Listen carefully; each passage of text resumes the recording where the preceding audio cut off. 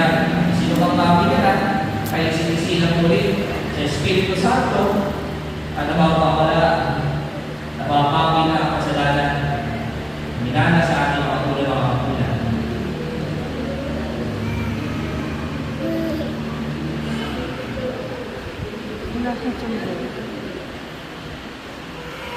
May naman yung mga kandila ng mga nino-kandila.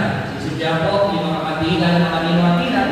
Malibay sumasarisa na si Kristo pang iniwanan at kayo naman ang magiging gabayan sa mga bata, sa inyong mga anak.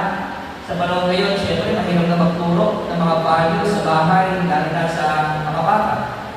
Pero iba pa rin ang mga magulang, iba pa rin ang mga anak at alinta ang tuturo ng kabutiang asal.